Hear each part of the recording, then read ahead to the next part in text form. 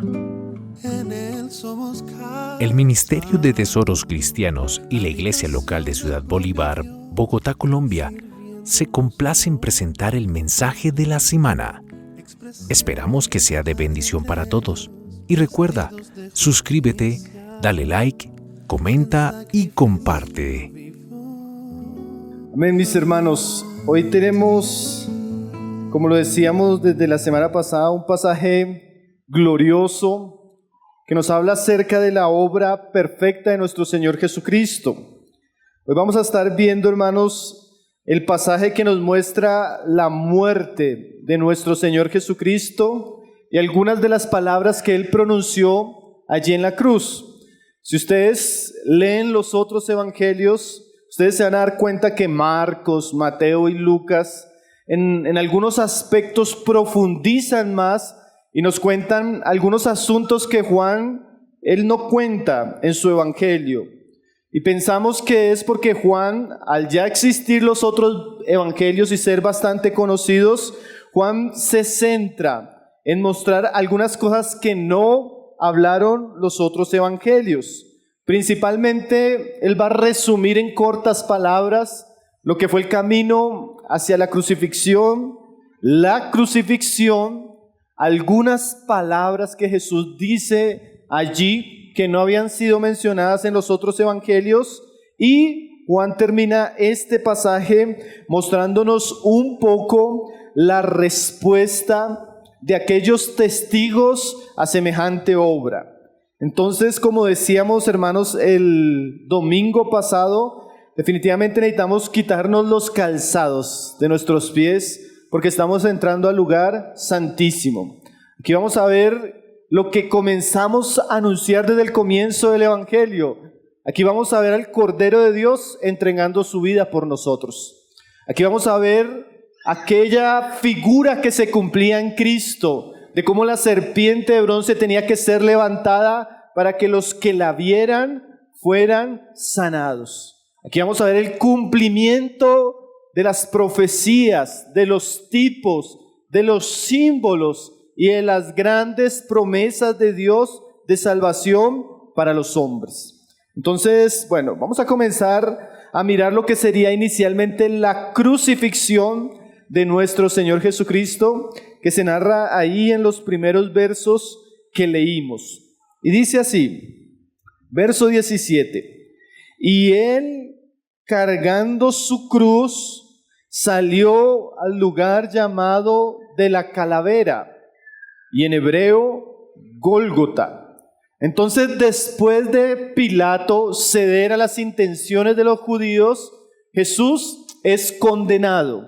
Inmediatamente Pilato le entrega el Señor a los judíos. Ahora los judíos, se puede decir, ahora dirigen a los soldados romanos para llevar a nuestro Señor Jesucristo a una muerte, como lo vamos a ver, a muerte de crucifixión. Y lo primero que el pasaje nos dice es que, y Él cargando su cruz.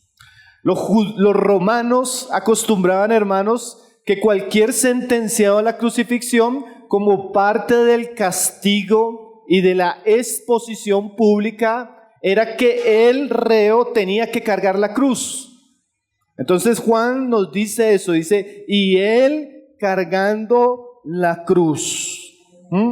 Los otros evangelios nos cuentan que en alguna parte del camino alguien le ayudó, pero Juan es como muy claro al decir que a Jesús se le consideró literalmente un reo condenado a muerte, y como parte de su castigo, y escúcheme bien esto, como parte también de su humillación, Él tendría que cargar la cruz desde el lugar donde está Pilato hasta el lugar donde sería crucificado. Ahora, los otros evangelios, hermanos, nos amplían este relato y nos dicen que gran multitud del pueblo lo conmiraba. Se nos dice que mujeres lloraban y lamentaban al verle. Y también se nos dice que tanto los romanos como los principales de los judíos se burlaban de él. Alguien decía, un autor llamado Harling Kutscher, Él dice lo siguiente, hablando de la profundidad de la humillación de Cristo. La angustia del alma de Jesús comenzó en Getsemaní. La travesía de la justicia en el tribunal religioso judío y después del tribunal civil de los gentiles causaron gran aflicción en el Señor. Los falsos testigos, la flagelación, los maltratos, la burla, el camino escabroso de escarnio público hacia el Gólgota llevaron al Señor en una vergüenza completa y en una humillación a tal punto de morir, como lo diría Pablo más adelante, una muerte de cruz. Todo esto combinado constituyen la profundidad de la humillación que vivió nuestro Señor Jesucristo. Como ya habíamos mencionado otros pasajes, Él fue hecho espectáculo, hermanos. Espectáculo al mundo, espectáculo a los romanos, espectáculo a los judíos. Y por qué no decirlo hoy, espectáculo delante de nosotros. Isaías, como lo leía nuestra hermana en la reunión, decía, angustiado Él y afligido, no abrió su boca, y como cordero fue llevado al matadero. Isaías de manera profética, él ve el peregrinaje vergonzoso del Hijo de Dios rumbo al Gólgota. Ahora, hermanos, esto tiene grandes verdades para nosotros. Como leíamos y como cantábamos al comienzo de nuestra reunión, es glorioso ver a Jesús caminando paso a paso, guardando silencio, soportando la humillación y con una convicción profunda de que no solamente va como un reo humillado, sino que va como el Cordero de Dios con la disposición de morir por nosotros. Como cuando Dios le dice a Abraham que debe sacrificar a su hijo, y dice el pasaje que Isaac cargó la leña del sacrificio. Así tenemos delante de nosotros al Hijo de Dios cargando la cruz, con la cual posteriormente sería crucificado. Y dice ahí, y cargando su cruz salió al lugar llamado de la calavera, que en hebreo es Gólgota. Ese lugar, hermanos, los historiadores no han podido llegar a determinar con exactitud cuál lugar era. Se entiende que era alguna de las colinas alrededor de Jerusalén, un lugar alto que los romanos acostumbraban usar para las crucifixiones. Y hay dos ideas, que se le llamaba Gólgota o lugar de la calavera, porque al dejar los cuerpos crucificados, los romanos, como parte del escarnio y del horror que ellos querían generar con la crucifixión, a veces dejaban los muertos 2 o 3 días.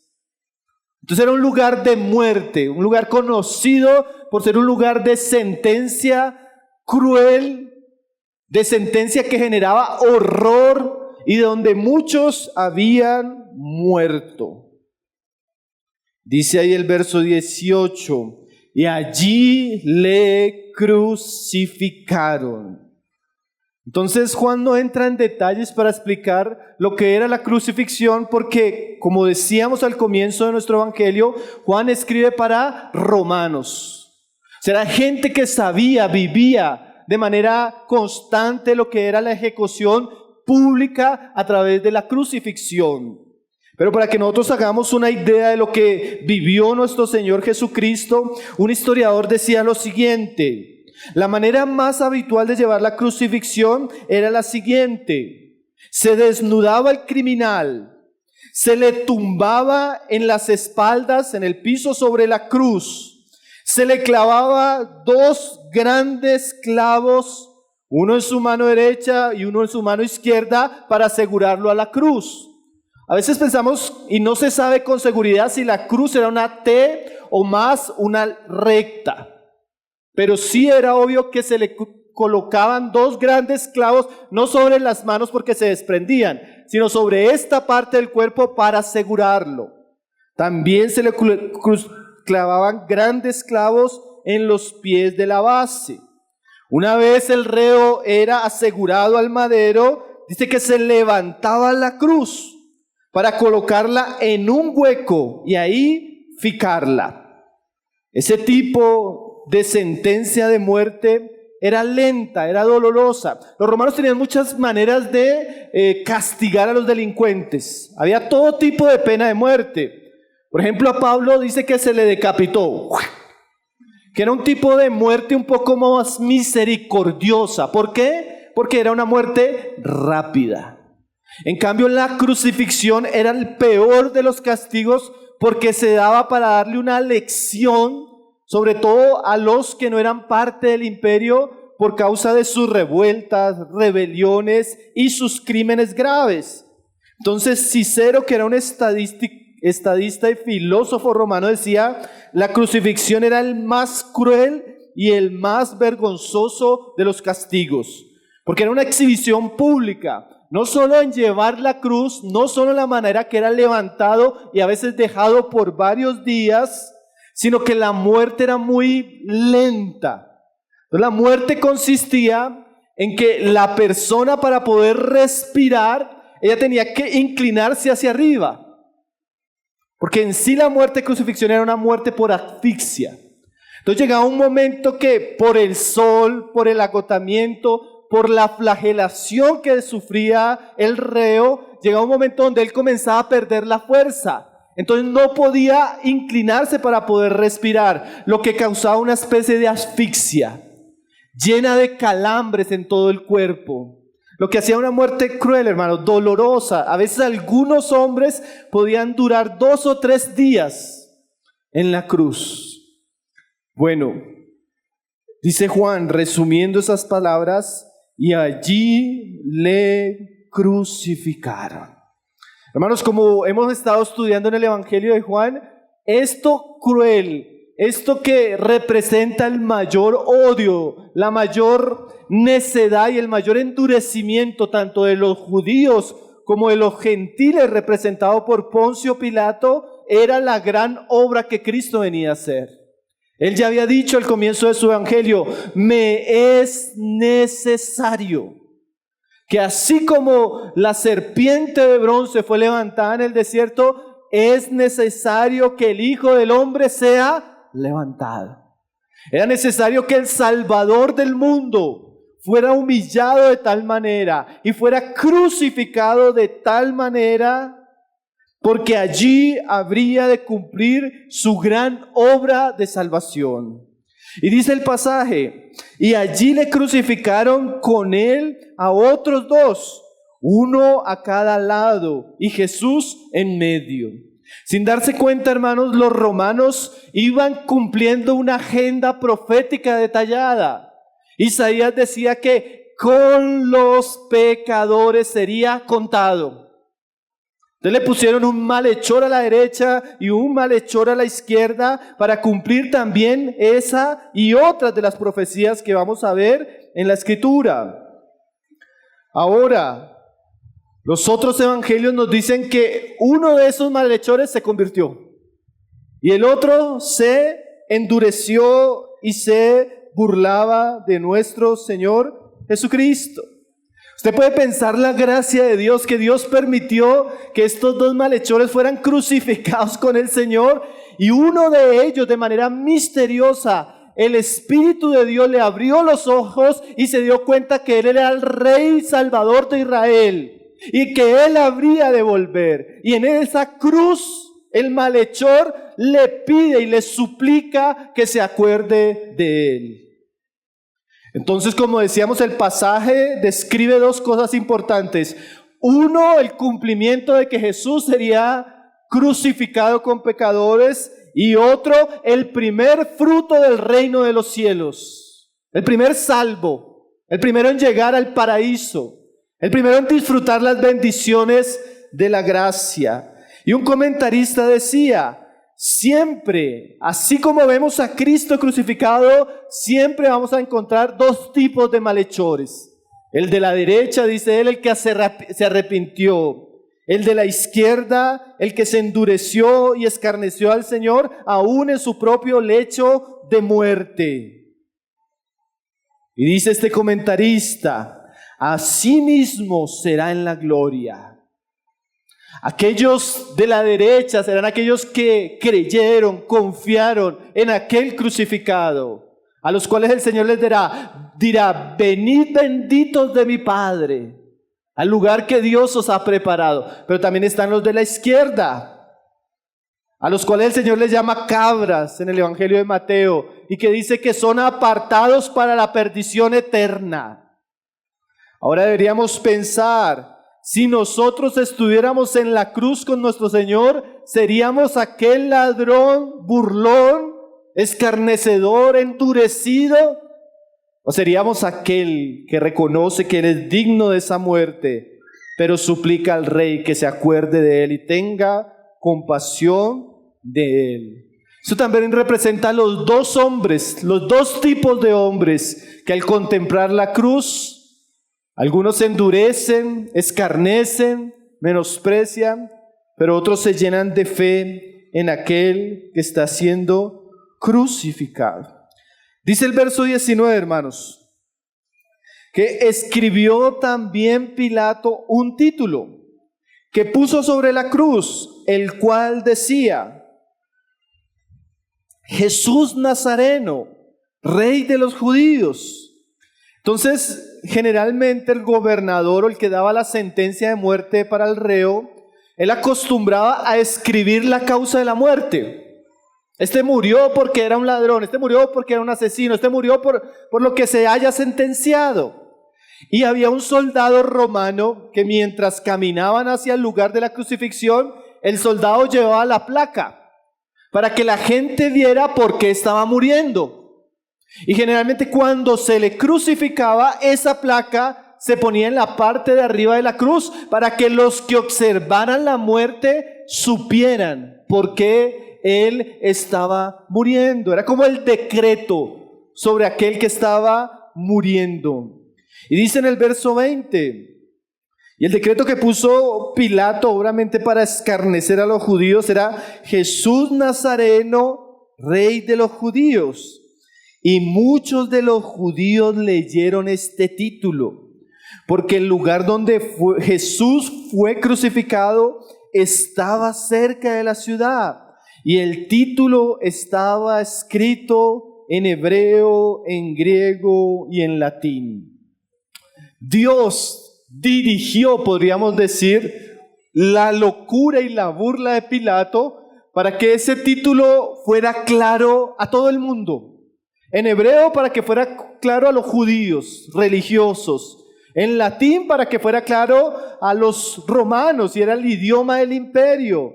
Y en griego para que fuera claro a aquellos que hablaban griego y que era en un sentido el idioma universal de aquellos días. ¿Por qué puso ese título Pilato? Obviamente lo puso, hermanos, para escarnecer a los judíos.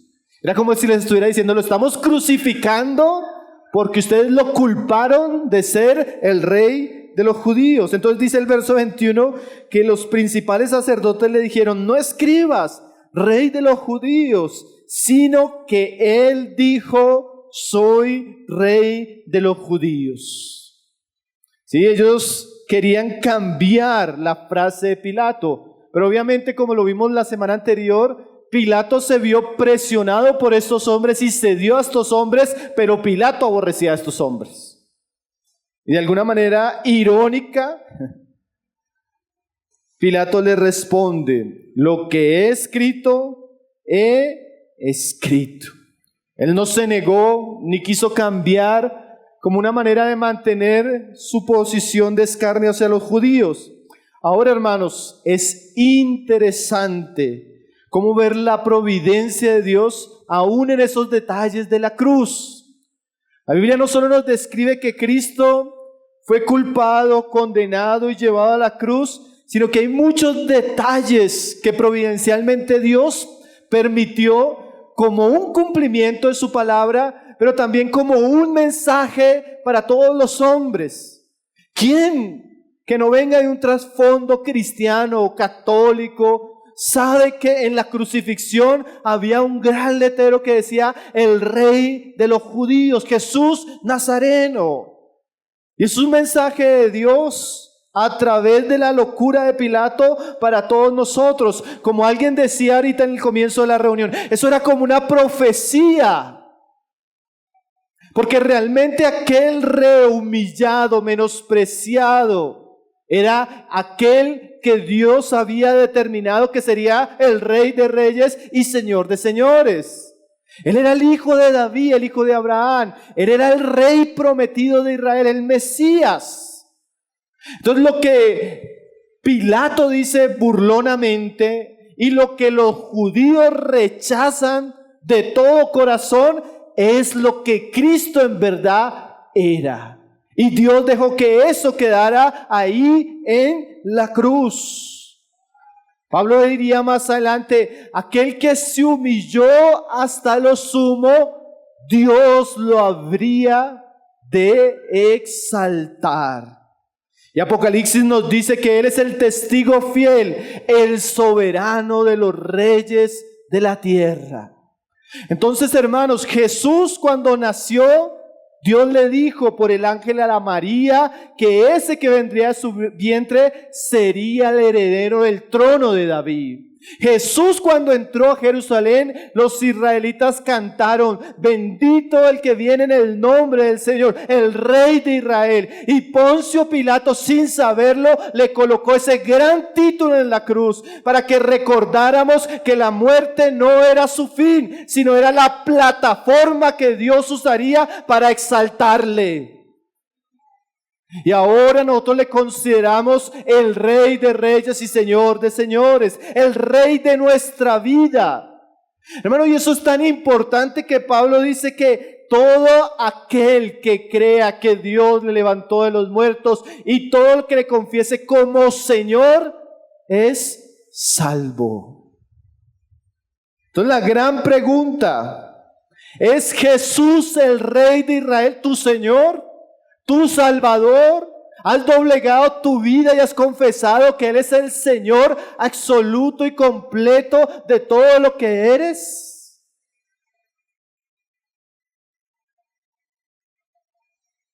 Pilato, hermanos, usaba ese término de burla. Yo quisiera decirle a todos los que estamos acá, cuando cantamos que Jesús es el Señor, cuando cantamos y proclamamos que Él es nuestro Rey, eso no es una burla. Eso es algo que debe afectar todos los aspectos de mi vida. Cómo camino, con quién me caso, mis propósitos, mis planes. Yo soy un súbdito. Yo soy un esclavo. Yo soy un simple mayordomo del Rey de Reyes y Señor de Señores. No es como los judíos dicen, Él dice que es el Rey. No, Él es el Rey de Reyes, hermanos, y Señor de Señores. Y que al ver la cruz, como venimos hablándolo, podamos contemplar su humillación, pero también podamos contemplar su posterior exaltación y podamos confesarle, ya no burlonamente, sino de todo corazón, Jesús, tú eres no solo el Rey de Israel, sino tú eres el Rey de Reyes. Y no solo eso, ahora tú eres el Rey de mi vida. Y hágase tu voluntad, venga a mí tu reino, y establece todos tus enemigos al estrado de tus pies y gobierna con todo poder y gloria, primeramente en mi vida. Entonces, hermanos, no caigamos en el pecado de Pilato ni en el de los judíos que menospreciaron aquel que Dios había destinado para ser el gran Rey y soberano de los reyes de la tierra. Ahora Juan nos cuenta qué hicieron con la ropa cuando le estaban crucificando, verso 23. Cuando los soldados hubieron crucificado a Jesús, tomaron sus vestiduras e hicieron 4 partes, una para cada soldado. También tomaron su túnica, la cual era sin costura, de un solo tejido, de arriba abajo. Entonces dijeron entre sí, no la apartamos, sino que echemos suerte sobre ella, a ver de quién será. Y esto fue para que se cumpliese la escritura que dice: repartieron entre sí mis vestidos y sobre mi ropa echaron suertes. Y así lo hicieron los soldados. Un detalle que nos da Juan, hermanos, es que cuando el Señor está siendo crucificado, los romanos echaron suertes y se repartieron las ropas de nuestro Señor. Era algo común que hacían los romanos. Pero en esto común que hacían los romanos, ya Dios lo había profetizado hacía siglos. Y es una cosa bien interesante ver, hermanos, tanto en esto, como cuando el Señor tiene sed y dice que le pusieron vinagre en la boca, como cuando más adelante le atraviesan el costado, que Juan vincula cada una de esas situaciones a profecías que se habían anunciado. Quiere decir que todo lo que sucedió en el Gólgota era parte del plan soberano, previsto y predeterminado de Dios. Cientos de años, tanto Moisés como los salmos, como los profetas mayores como menores, habían anunciado los sufrimientos de Cristo. John McDowell, hablando de la singularidad de la Biblia en su carácter profético, él dice que en un solo día, quiere decir en 24 horas, hermanos, se cumplieron 30 profecías detalladas acerca de quién iba a entregar a Jesús, cómo lo iba a entregar, cuánta plata le iban a dar, quién era ese personaje, cómo iba a ser juzgado injustamente. Y 25, hermanos, 25 profecías se cumplieron exactamente en el día de la crucifixión. Profecías como esto que estamos viendo: repartieron sus vestiduras, le dieron vinagre. ¿Y eso qué muestra, hermanos? No hubo nada al azar. No fue algo del ocaso. Como decíamos la vez pasada, tanto Caifás, Pilato, los soldados, los judíos, sin darse cuenta estaban cumpliendo lo que Dios había dicho. ¿Por qué? Porque cuando el Señor resucita y Él se encuentra unos discípulos que iban camino de Emaús, ellos están lamentando. Él les dice: ¿por qué se entristecen? Y Él les dice: ¿acaso no sabes lo que ha sucedido? ¿Y saben qué dice la Escritura, hermanos? Que Él, abriendo las Escrituras, comenzó a mostrarle desde la ley, desde Moisés y por los profetas, que le era necesario sufrir. Hermanos, la crucifixión, la muerte de nuestro Señor Jesucristo era la gran obra presagiada, anunciada desde el Antiguo Testamento como el gran medio que Dios usaría para salvar a los hombres. Entonces por eso dice ahí de manera constante: porque estas cosas sucedieron para que se cumpliese la Escritura. Todo eso, hermano, era cumplimiento de lo que Dios había dicho y había determinado. La cruz de Cristo, hermanos, es el gran mensaje, es la conclusión del Antiguo Testamento y es el gran anuncio del Nuevo Testamento. Y ese es el gran mensaje que como cristianos seguimos. Entonces, después de ver, hermanos, la crucifixión y las cosas que están sucediendo allí, vamos a ver algunas palabras que Juan cita de nuestro Señor Jesús en la cruz. Verso 25. Dice: estaban junto a la cruz de Jesús su madre y la hermana de su madre, María, mujer de Cleofas, y María Magdalena.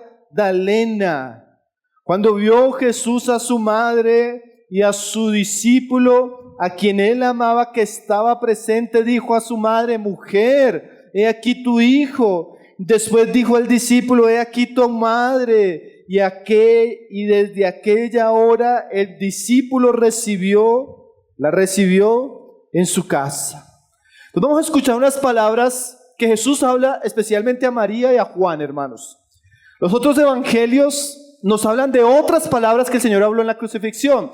se ha llegado a hablar de las 7 palabras en la cruz. ¿Se acuerdan que hace un tiempo, hasta en la cena, recordábamos algunas de esas palabras?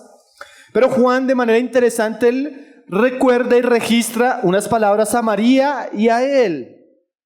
Y antes, hermanos, de mirar las palabras que él dice a ellas y a Juan, yo quisiera resaltar, hermanos, el amor, fidelidad y compromiso en estas mujeres. Hermanos, la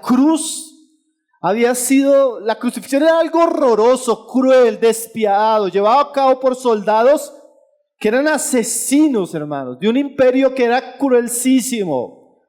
Además, el escarnio de los judíos y todo el arresto había hecho que para los discípulos esta situación era peligrosa, tanto que aún los mismos discípulos se habían dispersado y habían abandonado a Jesús, tanto que Pedro, el más valiente, le había negado. Y en medio de todo ese horror, de todo ese escarnio, de toda esa burla, de toda esa contrariedad, Juan registra el nombre de 4 mujeres que están con Jesús. Su madre, la hermana de su madre, María, mujer de Cleofas, y María Magdalena. Estas mujeres resaltan como un grupo de seguidoras incondicionales y fieles del Cordero. Ellas estaban tan cercas que el Señor, en medio de su crucifixión, las vio. Como alguien decía, el amor es más fuerte que la muerte. Aún en medio de las amenazas de los judíos y de los soldados, estas santas mujeres tuvieron el valor necesario para acompañar a nuestro Señor hasta el fin y demostrarle su inagotable afecto. Se puede ver, estas mujeres no les importó el peligro, el odio, el menosprecio, la burla. Ellas estaban ahí, seguramente con su corazón traspasado, como Dios le había dicho a María, seguramente con lágrimas en sus ojos, seguramente con la burla de los demás a sus oídos, pero ellas amaban tanto a su Señor, amaban tanto a su Maestro, que no les importó nada, sino que ellas estuvieron ahí fielmente. Las últimas en la cruz y las primeras en la resurrección. Las fieles cuando todos abandonan, las que ponen cara cuando todos se escandalizan, las que están dispuestas a seguir al Cordero a donde quiera que Él vaya, aunque fuera la cruz. ¿Es usted ese tipo de mujer? Fiel, que no importa que el Evangelio conlleve dolor, escarnio, vergüenza, sacrificio, que no importa que en vez de Dios responderle sus promesas, lo lleve a usted en un camino de crucifixión, de muerte y negación. Que no importa que su Señor todavía no sea el Señor del mundo, sino el Cordero humillado en la cruz. Pero usted todavía le ama, le sigue y permanece fiel. Es tanto, hermanos, la devoción y la fidelidad de estas simples mujeres que Juan se toma la tarea de registrar sus nombres.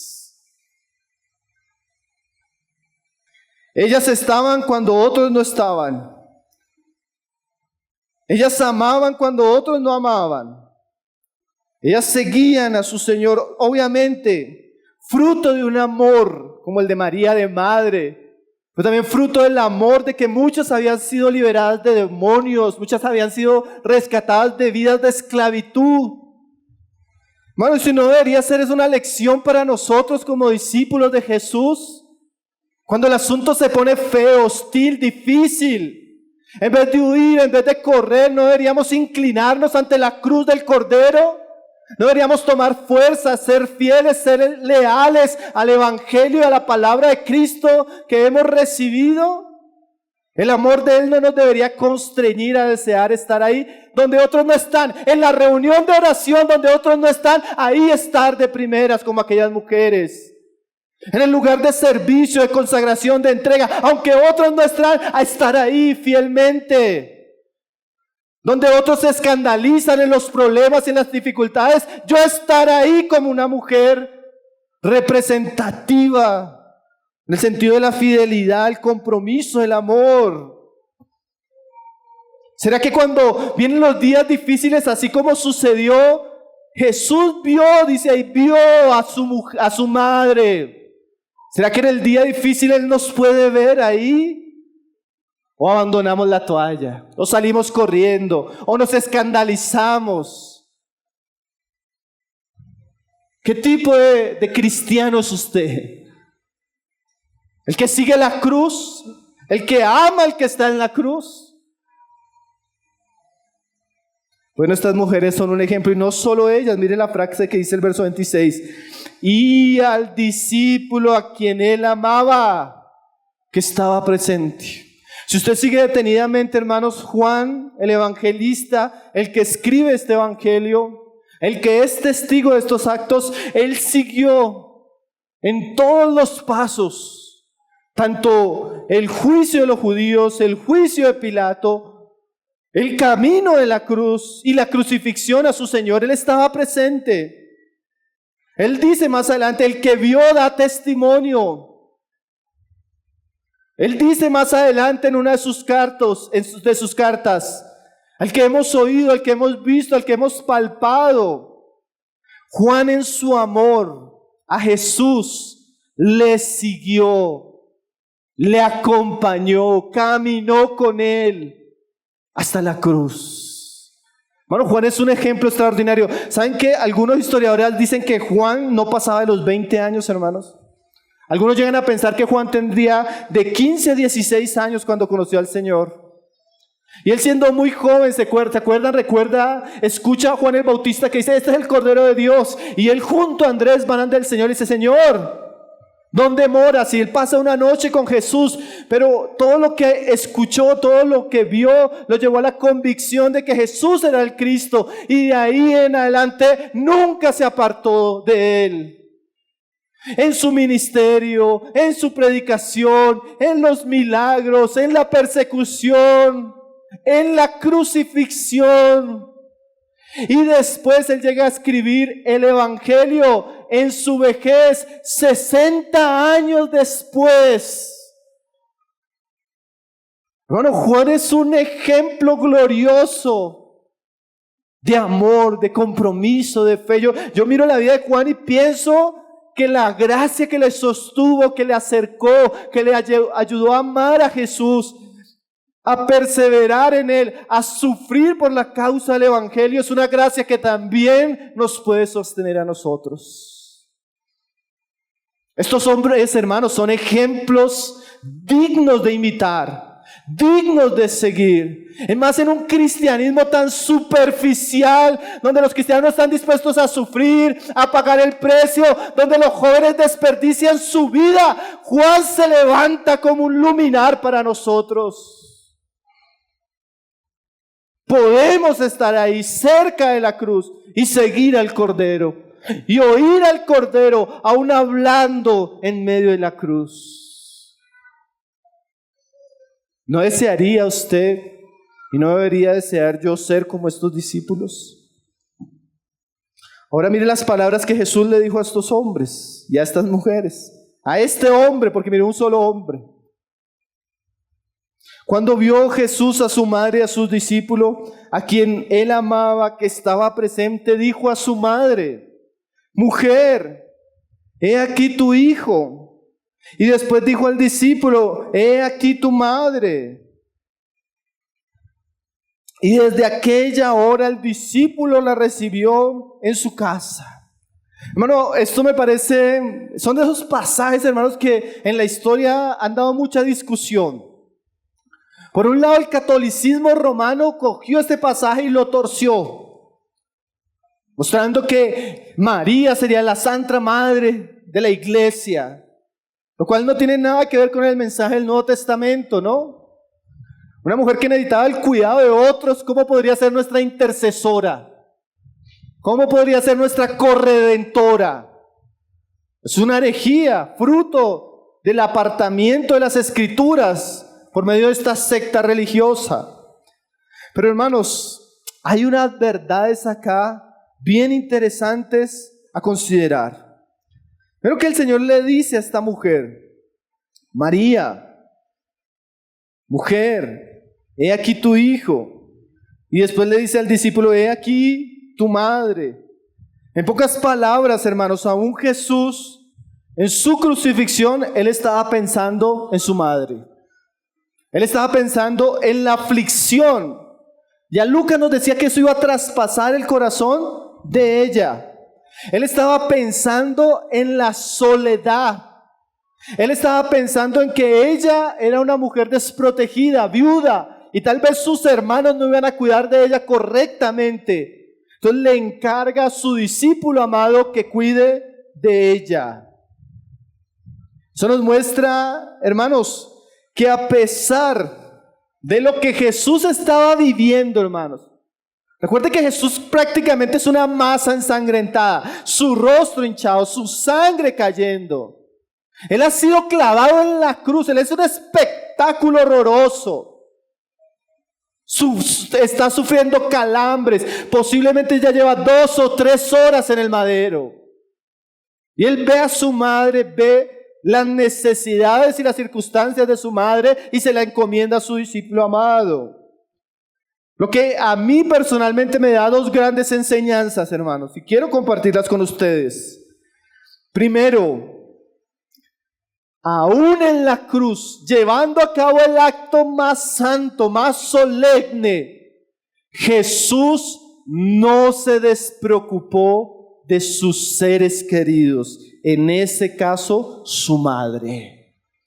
Él se preocupó, como decíamos ahí, de su tristeza, de su dolor, de su necesidad, del lugar donde iba a dormir, de la comida que iba a comer y de las situaciones que iba a vivir. Eso quiere decir, hermano, que nuestra fe cristiana nunca nos debe abandonar nuestras responsabilidades personales y familiares. El mismo Jesús se acordó de su mamá en la cruz. Entonces, ¿usted qué dice que es cristiano y usted se olvida de honrar a sus padres, servir a sus padres, amar a sus padres? Usted no conoce la religión de Jesús. El mismo Jesús en la cruz se acuerda de dónde ella ha de vivir, cómo ha de comer, y se la encomienda a su discípulo amado. Hermanos, en un sentido, claro que esto obviamente era el cumplimiento del 5.º mandamiento: honrarás a padre y a madre. Pero yo podría decirles a todos mis hermanos que están acá, el mensaje de la cruz no anula nuestras responsabilidades familiares. Póngame cuidado, es como si Cristo estuviera en la cruz y lo mira a usted que es madre. Madre, he aquí tus hijos, cuida de ellos. Padre, he aquí tus hijos, edúcalos y críalos para mí. Hijos, con padres vulnerables, con necesidad. Hijos, ¿me amáis? Cuidad a vuestra madre o a vuestro padre. Esposos, mirad a vuestra esposa, cuidadla. Ese es el mensaje de Jesús. Tanto, hermanos, que ¿sabe qué dice Pablo en 1 Timoteo? Que aquel que no cuida, y hablando de mujeres viudas, madres en la iglesia, y cuyos hijos no proveen para ella, son peores que un impío. ¿Se ha leído eso? Entonces, hermanos, en el mensaje, eso es como un paréntesis, ¿no? Como que Dios no quiere que olvidemos que el mensaje del crucificado no solo nos lleva a restaurar nuestra salvación, nuestra comunión con Dios y darnos salvación, sino que también el mensaje del crucificado nos lleva a cuidar de aquellos que hemos de llevar a Cristo. El Señor le dice a Juan: esa es tu madre, cuídala. ¿Y sabe qué dice ahí? Desde ahí la recibió en su casa. Estos días escuchaba a un hermano que me decía, y de verdad que esas palabras me me tocaron en el corazón. Él decía, hermano, yo he entendido que mi mayor deber ahora en Cristo es poder amar y cuidar a mi esposa. Mira qué interesante, ¿no, hermanos? En estos días otra persona me decía, hermano, yo cada vez tengo más ese sentimiento de temor en cuanto a la crianza de mis hijos. Cada vez entiendo que Cristo más me impulsa a ser cuidadoso, a velar, a orar, a instruir, a corregir a mis hijos. Pero no solo eso, hermanos. Más adelante el mismo Cordero de Dios, el mismo crucificado, le dice a Pedro, Pedro, ¿me amas? Sí te amo, cuida a mis pequeños, cuida a mis ovejas. ¿Qué significa eso? El Señor sabe, hermanos, que su muerte lo llevará a su postrer exaltación. Pero mientras tanto, Él tiene un pueblo que tiene que ser cuidado. Y ojalá todos nuestros deberes y nuestras responsabilidades, tanto familiares como eclesiásticas, surjan de la voz de aquel que está en la cruz. Y mi servicio a los niños, a los jóvenes, a las mujeres, a los hombres, a la iglesia, a otras iglesias, a los incrédulos, no surja de un activismo indiferente de corazón, sino que surja de mi amor y mi contemplación del Cordero en la cruz, que me motiva a amar y cuidar a aquellos que son suyos. Yo me ponía a pensar, si yo estuviera en la cruz, si yo estuviera viendo ahí a Jesús, ¿el qué me diría? Pablo, cuida ¿a quién me estaría diciendo? ¿Y a quién le estaría diciendo a usted? Fulano, cuida ama protege sirve ayuda perdona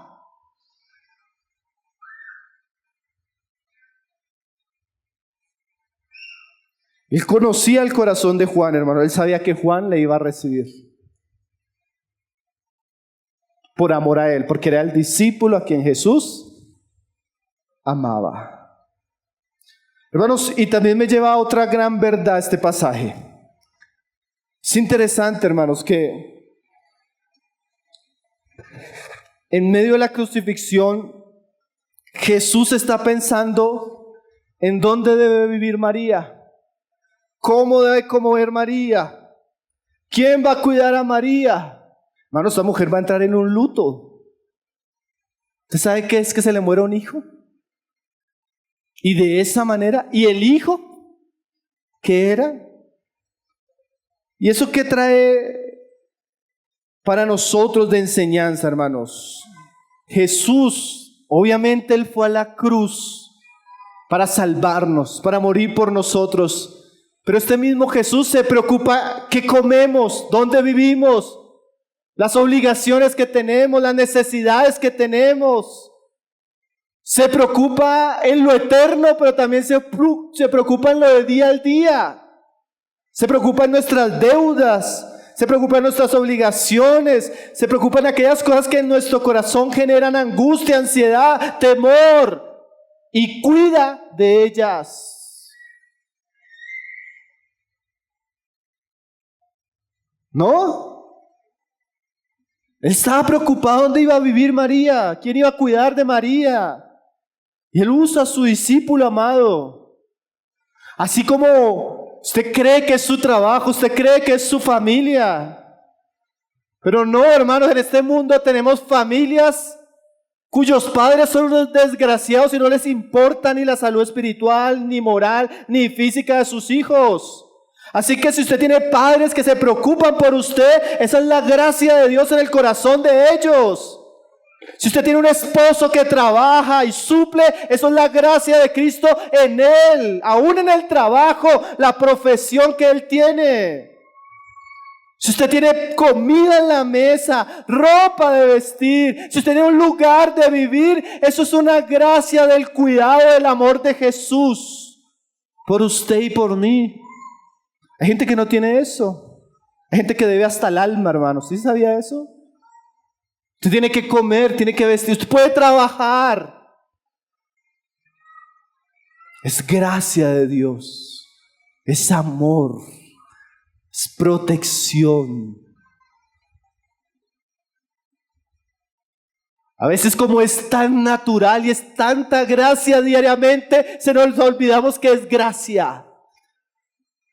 Se nos olvidamos que gente sale a trabajar y ni siquiera le alcanza para la comida o un arriendo. Se nos olvidamos que hay gente comiendo de la basura, sin un techo donde vivir, sin ropa que colocarse. Hermanos, nosotros somos muy bendecidos y muy cuidados por Dios y a veces no nos damos cuenta de eso. Hay una miserable ingratitud en el hombre. Pero todos esos cuidados, todas esas circunstancias, todos los arreglos de nuestra vida son parte del amor de aquel crucificado. Dice después, verso 28, hermanos, así que no estén afanados y ansiosos, sino como dice la palabra, sean conocidas todas vuestras preocupaciones en vuestras oraciones. Tienen una necesidad, pídale al Dios y Padre que nos da más abundante en Cristo Jesús, que suple. Estos días me pareció algo interesante y Señor, tenemos que hacer esto, tenemos que ir a hacer esto. Y yo le decía, Señor, pero tú sabes que no tenemos. Pero vamos en tu nombre. Y fuimos, volvimos, hicimos. Y yo veía cómo el Señor proveía, hermanos. Cuando uno no tiene, comienza a ver la gracia, el cuidado, la fidelidad del Señor. Tenemos un Dios que cuida, hermanos, que ayuda. La vez pasada estábamos en una situación, un hermano, yo sentí carga, hablé con otro hermano y también tenía carga. Dijimos, vamos a hacer algo, hermano. Hicimos algo para esa persona y apenas esa persona la recibió, me dijo, uy, hermano, ¿sabe qué? Estos días tenía una tremenda preocupación y esto responde a mi preocupación. ¿De dónde vino eso? Cristo que cuida, ama, sustenta y protege a los suyos. Decía el salmista, joven fui y he envejecido y no he visto justo desamparado, ni su simiente que mendigue pan. Es la fidelidad y el amor de Cristo, ¿no, hermanos? Ahora, el Señor dice unas últimas palabras antes de morir. Dice, después de esto, sabiendo Jesús que ya todo estaba consumado, dijo para que la escritura se cumpliese, tengo sed. Ese pasaje, hermanos, hace parte de las muchas profecías que encajan con lo que habría de suceder en la cruz. Ahora, la expresión del Señor, tengo sed, no solo era en un sentido para que se cumpliera la escritura. Él no lo dijo de capricho para que se cumpliera la escritura. Es que normalmente una de las cosas que más sufría un condenado a la crucifixión era la sed. Recuerde, Él está siendo desangrado, Él está siendo escarnecido, Él está siendo levantado a las horas del día, a las 9 de la mañana, hasta mediodía con un sol abrasador. Y Él dice, tengo sed. Y esa sed, primero, como dice ahí, era un cumplimiento de la palabra, pero también atestiguaba, hermanos, que los sufrimientos físicos del Señor eran reales. Su dolor era verdadero, su sufrimiento era verdadero y obviamente su encarnación era verdadera. ¿Saben por qué Juan da tantos detalles de esto, hermanos? Porque cuando Juan escribe había una secta gnóstica, unos falsos maestros que se habían levantado que enseñaban que Jesús no había venido en carne. Los anticristos que dice primera de Juan. Y ellos decían que de alguna manera Jesús era como una especie de Cristo mitológico, como una especie de fantasma que vino, habló y subió al cielo. Porque los gnósticos no creían que Dios se pudiera haber hecho carne. Entonces Juan da todos los detalles para refutar esa herejía y mostrar que la encarnación era verdadera, como su muerte era verdadera, como su resurrección era verdadera.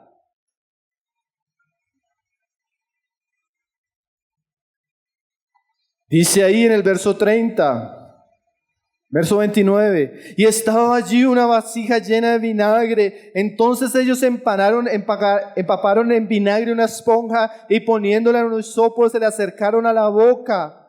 Y cuando Jesús hubo tomado el vinagre, dijo: consumado es. Y habiendo inclinado la cabeza, entregó el Espíritu. Hermanos, estamos llegando a la cumbre de lo que se dijo y se hizo en la cruz. Esa pequeña palabra, consumado es, de todas las palabras que Jesús dijo en su crucifixión, es la más gloriosa, la más oportuna y la que más deberíamos considerar nosotros como creyentes. Esa palabra consumado es solo una palabra griega, tetelestai. Y esa palabra consumado es, en el lenguaje griego se usaba para tres cosas, hermanos, y es importante entenderlas. La primera era cuando alguien cumplía una misión. Por ejemplo, un padre le enviaba a su hijo o un jefe le enviaba a su jornalero un trabajo, y cuando él volvía del trabajo, él le decía a su padre o a su jefe, tetelestai. ¿Qué significa? La obra que me diste la he cumplido. Hermanos, si Jesús está en la cruz y va a entregar su vida y antes de morir dice esas palabras para el Padre y para nosotros: tetelestai, Padre. Padre, la obra que me diste, la obra que me entregaste, la he hecho, la he terminado. Como alguien decía, es un grito de victoria a una obra finalizada. Pero no solo eso. Hernández Díaz López dice que había otro contexto donde se usaba mucho la palabra tetelestai. Y era cuando usted tenía una deuda. Y usted iba, pedía un préstamo, usted era un esclavo y tenía una deuda con su señor, y usted trabajaba y pagaba la deuda, y cuando le entregaban el paz y salvo de esa deuda, decía al final, tetelestai. La deuda ha sido saldada. Hermanos, miren lo que Jesús está diciendo en la cruz, tetelestai. Vuestro pecado, vuestra deuda, vuestras transgresiones, vuestra culpa ha sido saldada. Vuestros pecados han sido perdonados. Tetelestai, ya no hay culpa, ya no hay deuda. Como diría más adelante Pablo, que el acta de decretos que era contraria a nosotros, en el momento que Jesús dijo tetelestai, fue consumida por la obra del Cordero. Todos nuestros hermanos, ¿usted ha tenido una deuda? ¿Usted ha tenido una deuda con un banco que le incurre años y esfuerzo para pagar? Bueno, la deuda de nuestros pecados era impagable. Era imposible de saldar por nuestras obras, por nuestra justicia. Éramos totalmente incapaces, lo que nos hacía dignos de la muerte. Pero Jesús ahí en la cruz nos está diciendo: yo pagué, yo saldé vuestra deuda, yo cumplí lo requerido por la ley y la justicia de Dios para que seáis perdonados. Y un tercer asunto, cuando se usaba la palabra telestai, era cuando usted compraba algo, hermanos. Cuando usted compraba algo y se le daba el acta de propiedad de eso, al final decía tetelestai, que significa es tuyo. Es tuyo. Hermanos, Cristo en la cruz está diciendo: Padre, acabé la obra. Padre, pagué por los pecados de estos hombres. Padre, ahora ellos tienen una herencia. Ahora ellos tienen una posesión. Ahora ellos tienen una riqueza que viene única y exclusivamente por la gracia en lo que yo he hecho. Hermanos, nosotros deberíamos escribir esa palabra en griego, ¿no, hermanos? Tetelestai. Nuestro pecado ha sido perdonado. Tetelestai. Nuestro Padre nos ha recibido por medio de su Hijo Jesucristo. Tetelestai. Somos herederos de toda la riqueza de la gracia en Cristo Jesús. Consumado es. Hermanos, Lutero decía, consumado es, nos da un gran consuelo. Tenemos un Salvador que lo ha hecho todo, que lo ha pagado todo, que lo ha cumplido todo y que ha llevado a cabo todo lo necesario para nuestra salvación. Ya Dios no espera nada de nosotros, hermanos. Usted no necesita obras, justicia, moral. Usted lo único que necesita para reconciliarse con Dios es a Jesús, el Hijo de Dios. Él lo hizo todo, Él pagó todo, Él cumplió todo. Y ahora solo espera que usted, como un vagabundo, como un miserable, pordiosero, limosnero, le diga y estire su mano en la fe y diga, gracias, Señor. Yo estaba perdido, yo no tenía nada para salvarme. Yo estaba esclavo de mis pecados, esclavo de este mundo. En rebelión contra ti, viviendo bajo el engaño de mi corazón y el engaño de este mundo, y tú me salvaste en esa cruz.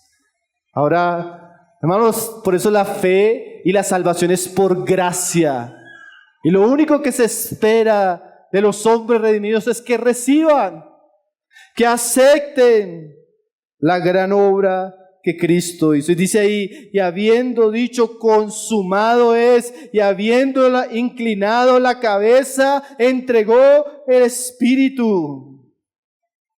En ese momento que el Señor dice tetelestai, Él muere.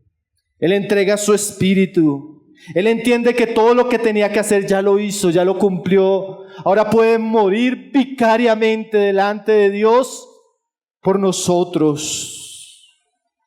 Hermanos, la obra de la cruz es la obra de las obras. Es el amor de los amores, es el milagro de los milagros. Dios hecho carne muriendo por nosotros. El pasaje termina, hermanos, como decíamos, con los testigos que vieron y lo que dijeron. Capítulo 19, verso 31. Dice, entonces los judíos, por cuanto era la preparación de la Pascua, a fin de que los cuerpos no quedasen en la cruz en el día de reposo, pues aquel día de reposo era de gran solemnidad, rogaron a Pilato que se les quebrasen las piernas y fuesen quitados de allí. Ahora Dios va a usar, hermanos, el celo de los judíos para cumplir otra profecía. Y dice que, y esto era una práctica común de los romanos, cuando querían acelerar la muerte del crucificado, le quebraban los pies, porque al quebrarle los pies, la persona no tenía dónde apoyarse, entonces inmediatamente comenzaba un proceso de ahogo. Dice ahí en el verso 32, vinieron pues los soldados y quebraron las piernas al primero, y asimismo al otro que había sido crucificado con él. Mas cuando llegaron a Jesús, cuando le vieron ya muerto, no le quebraron las piernas. Hermanos, los romanos eran expertos en ver una persona muerta. Es como el que trabaja en una ambulancia o el médico. Él sabe cuando ya está muerta una persona, ¿no? Cuando llegaron a Jesús dice que le vieron ya muerto. Entonces no quebraron las piernas. Lo que sería también el cumplimiento de otra profecía, ¿no? No permitirás que ninguno de sus huesos sea quebrantado. Dice el verso 34, pero uno de los soldados le abrió el costado con una lanza y al instante salió sangre y agua. Hermano, este dato que nos da Juan es un dato importante, sobre todo con la herejía de los gnósticos. Ustedes se van a dar cuenta que más adelante en 1 Juan dice, y aquel que vino en agua y sangre. ¿Qué es eso? Literalmente lo que está diciendo Juan es que vino con un cuerpo humano. Y cuando se le hirió el costado de su cuerpo humano, sale agua y sangre. Y algunos han explicado médicamente que posiblemente en la pasión de Cristo hubo un momento que su corazón se explotó. Y al ser herido salió abundante agua y sangre de su costado. Y dice Juan, y el que lo vio da testimonio. ¿Qué quiere decir eso? Yo lo vi morir. Eso es lo que nos está diciendo Juan. A mí no me contaron, yo fui testigo. Yo presencié su muerte. Yo vi el agua, yo vi la sangre. Si usted se ha visto la pasión de Cristo, pareciera que esa agua y esa sangre salpica en el soldado y en el discípulo, ¿no? Dice, y su testimonio es verdadero, y el que sabe que dice la verdad, y sabe que dice la verdad, para que también vosotros creáis.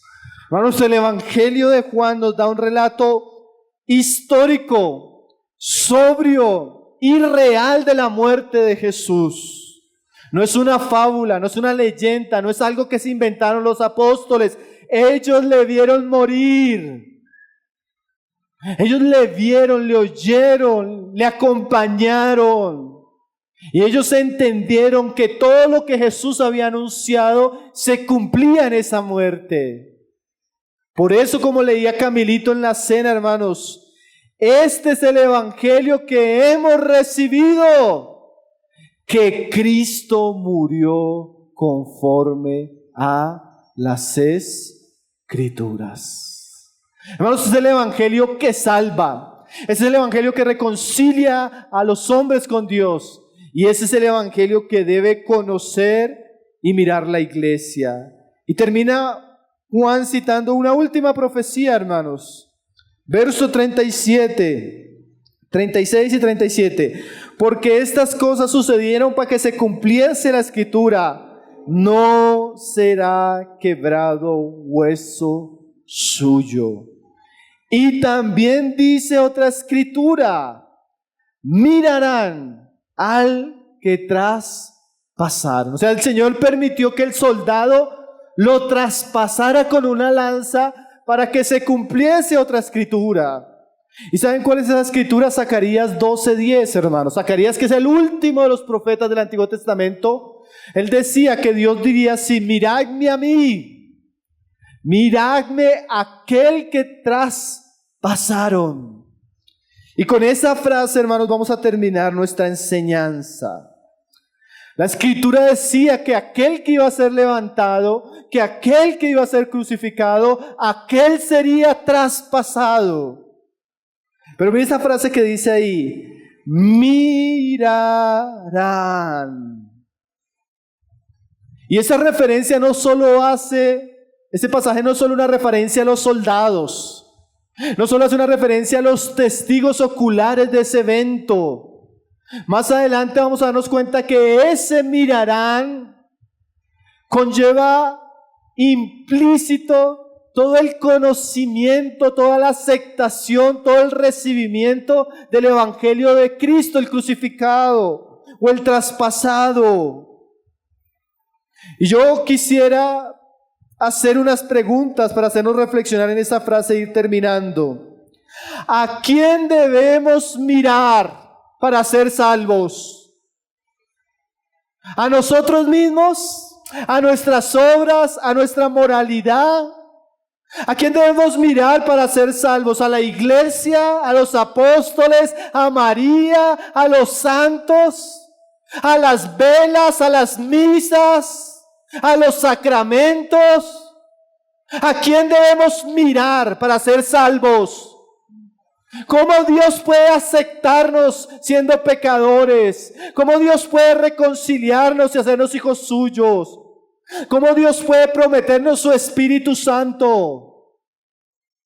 Hermanos, no existe otro camino que mirar al crucificado, que mirar al que fue traspasado en una cruz, que mirar a aquel Cordero que quita el pecado del mundo. Yo quisiera decirle, porque este mundo va a querer atrapar su mirada.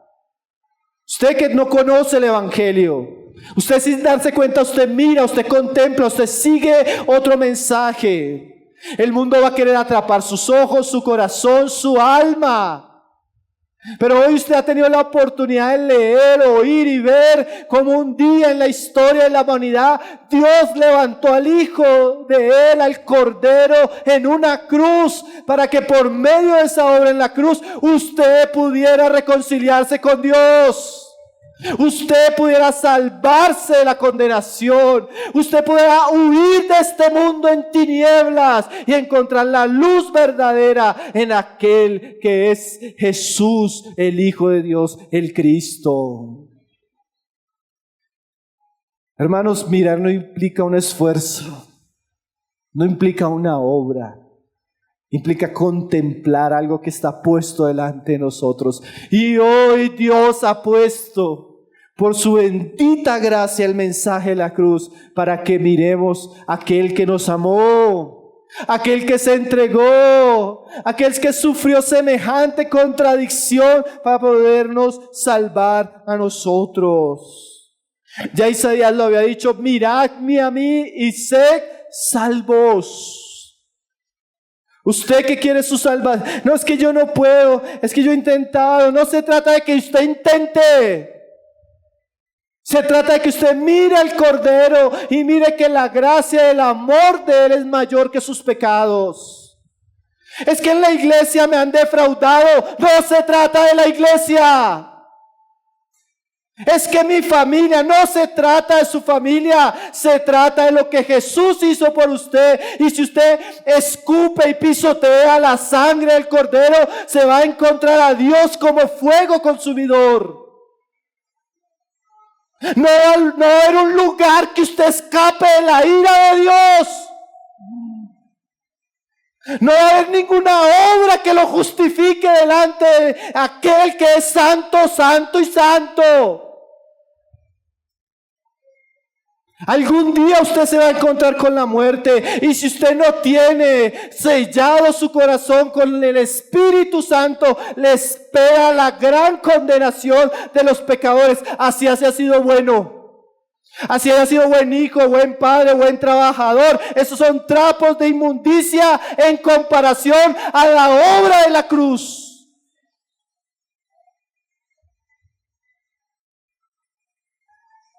Dios no puede ser burlado, hermanos. Él hizo todo lo que tenía que hacer para salvarnos.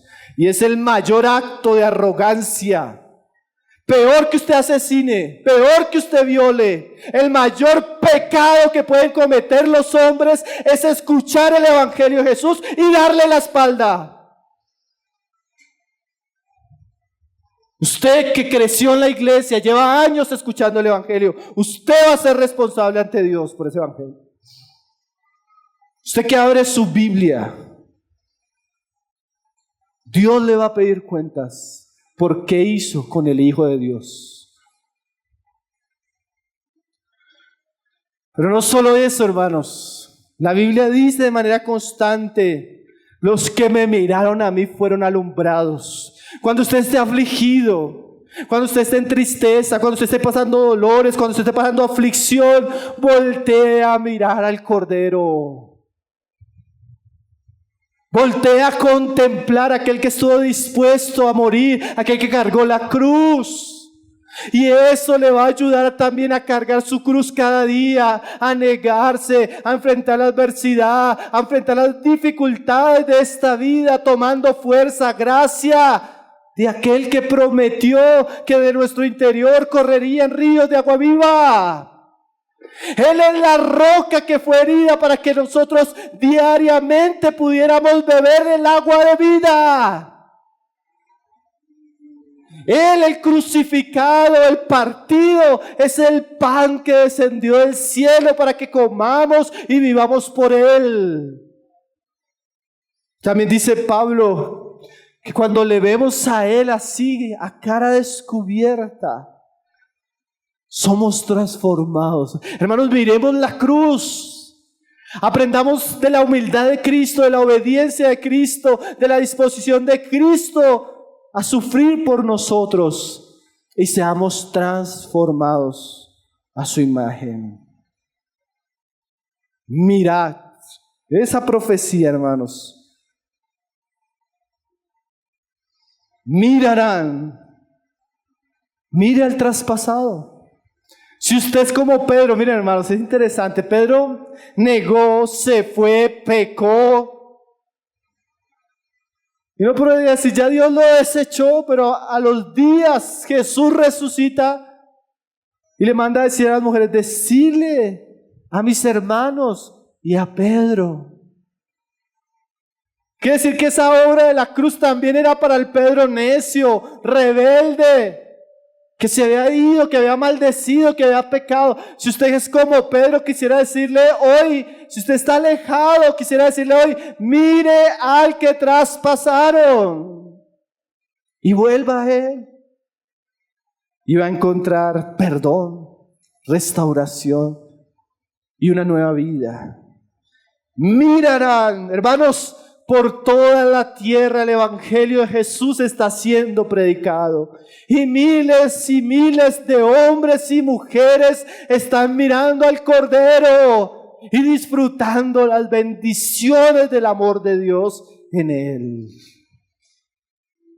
Que Dios nos conceda seguir como iglesia, hermanos, mirando al que traspasaron.